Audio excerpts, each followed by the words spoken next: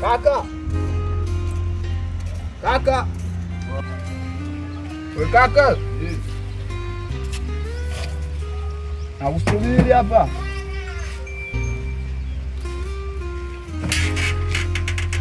Vipi? Ndugu anataka hela mimi niende shule. Samahani sana mdogo wangu. Nilisahau hela yako kukuachia. Sasa unajua mdogo wangu, kidogo hapo kuna mambo haya sawa. Jana uliniambia kwamba kuna mtihani unataka kufanya shilingi 1500. Sasa mimi kwa mfukoni nina shilingi 700.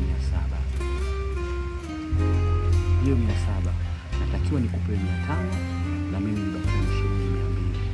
Ambapo nijue 200 inanipeleka vipi kwenye mihangaiko yangu. Na mimi nijue na vipengele vyangu mpaka na mimi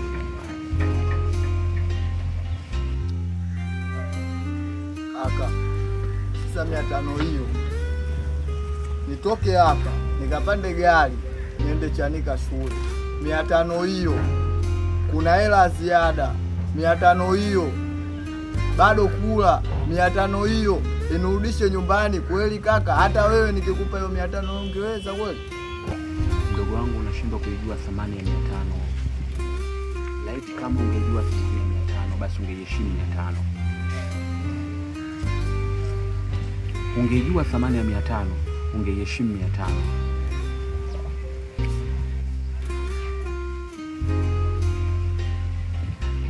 Ndugu wangu, shika mimi. Basi mdogo wangu jaribu kuthamini 500. Ukithamini 500, nayo itakuthamini 500.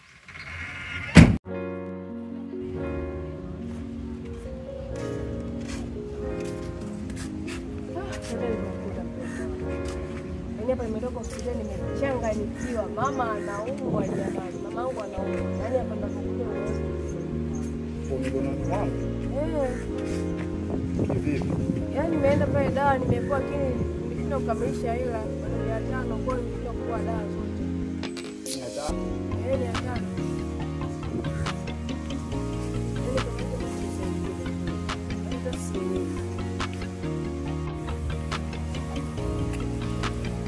Nataka.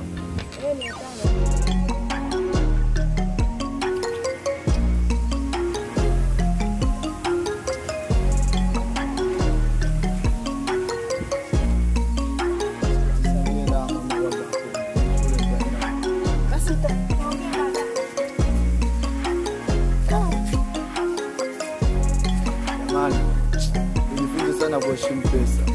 Hata kaka aliniambia, bwana, hii shilingi 500 unayoiona ndogo ni ina thamani kubwa sana. Nijifunze sana kuheshimu pesa.